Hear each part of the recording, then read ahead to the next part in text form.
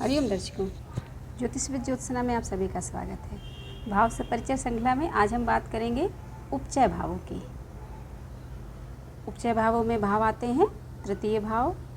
छठा भाव, दशम भाव और एकादश भाव। जैसे पहले भावों के बारे में विस्तार से बताया जा चुका है, केंद्र भाव, त्रिकोण भाव, मारक भाव, उसी तरह किसी भी जातक की कुंडली में ये 3, 6, 10, 11 भाव होते हैं जो उपचय भाव के नाम से जाने जाते हैं। उपचय से यहाँ पर तात्पर्य लिया गया है कि जो उपार्जन जैसे होता है ना, अर्जित करना, तो उपचय भाव जो होते हैं वो प्रत्येक व्यक्ति के जीवन में कुछ ना कुछ ऐसा लेकर आते हैं जिससे उस व्यक्ति के जीवन में वृद्धि होती है। जैसे कि हम तृतीय भाव के बारे में जानते हैं कि तीसरा भाव पराक्रम का भाव है। जब हम पराक्रम करते हैं किसी कार्य के लिए, कोई उद्देश्य प्राप्ति के लिए अपना प्रयास पूरी तरीके से जब करते हैं तो निश्चित रूप से हमें सफलता मिलती है। इसी तरीके से जो छठा भाव होता है ये आपका कंप्लीशन का भाव होता है। दशम भाव से नवम भाव होने के कारण ये दशम का त्रिकोण भाव भी होता है, जो 2, 6, 10 अर्थ त्रिकोण बोला जाता है। तो उस आधार पर जीविकोपार्जन के लिए इस भाव का अध्ययन विशेष रूप से आवश्यक होता है। फिर दशम भाव की अगर बात करें तो वो तो आपका कर्म क्षेत्र है ही, और एकादश भाव हुआ लाभ। तो जो ये तृतीय, षष्ठ और दशम और एकादश भाव होते हैं, तो यदि किसी भी व्यक्ति की कुंडली में ये जो 4 भाव हैं, ये इन चारों भावों के भावेश आपस में संबंध बनाते हैं युति द्वारा, दृष्टि द्वारा या नक्षत्र के आधार पर। जैसे कि तृतीय भाव का स्वामी यदि एकादश के नक्षत्र में बैठा हुआ है, या दशम भाव के जो स्वामी ग्रह हैं वो एकादश के नक्षत्र में बैठे हैं, या एकादश का जो स्वामी ग्रह है वो दशम भाव के नक्षत्र में बैठा है। इस तरीके से नक्षत्र जो परिवर्तन हो जाता है, एक दूसरे के नक्षत्र में बैठे हैं या केवल एक ही ग्रह दूसरे ग्रह के नक्षत्र में बैठा है, तो ये भी संबंध बनता है। तो यदि किसी भी व्यक्ति की कुंडली में जो ये उपचय भाव, जो कि इनको नाम दिया गया है, तो इन चारों भावों का संबंध यदि आपस में बनता है तो बहुत ही अच्छा एक योग का निर्माण होता है जो व्यक्ति को उत्तरोत्तर वृद्धि की ओर ले जाता है। इसके साथ साथ यदि इन भावों के भावेशों का, जैसे कि 3, 6, 10, 11, इनका संबंध यदि लग्न से बने, लग्न से मतलब तात्पर्य है कि लग्नेश से बने, या इन भावों के स्वामी, तृतीय के स्वामी, षष्ठ के स्वामी या दशम एकादश के स्वामी लग्न में बैठे हों, तो निश्चित रूप से ये अपने जो फल लेकर आए हैं तो वो जातक को प्रदान करेंगे। इसी तरीके से पंचम और नवम, जो 1, 5, 9 त्रिकोण भाव कहे जाते हैं, पंचम नवम भाव निश्चित रूप से प्रत्येक जातक की कुंडली में शुभ प्रभाव उत्पन्न करते हैं। और इनका संबंध भी अगर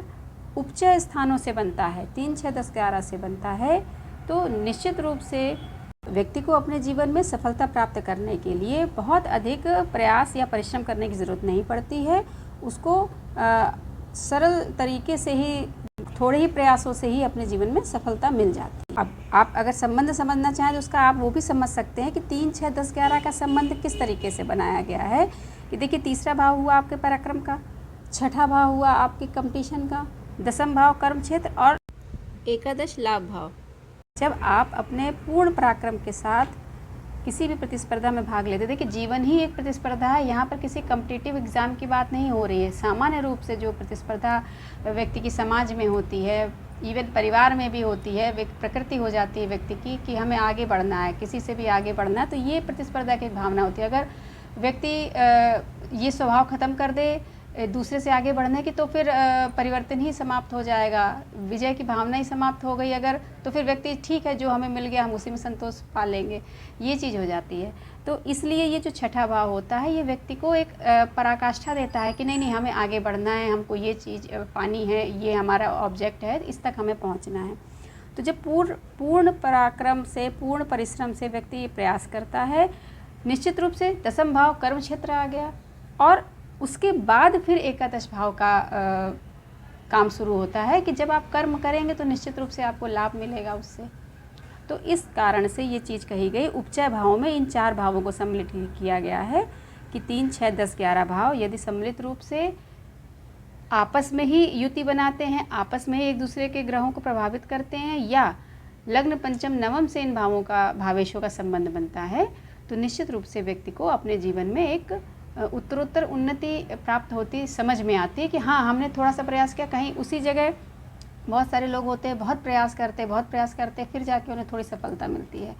लेकिन अगर उपचय भावों का आपसी संबंध हो और साथ में त्रिकोण स्थान जो प्रथम और पंचम और नवम भाव होता है, इनसे ये भावेश अगर संबंध बनाते हैं तो निश्चित रूप से आपको थोड़े से प्रयास से अत्यधिक सफलता प्राप्त होती है। आशा करते हैं उपचय भावों का आप लोगों को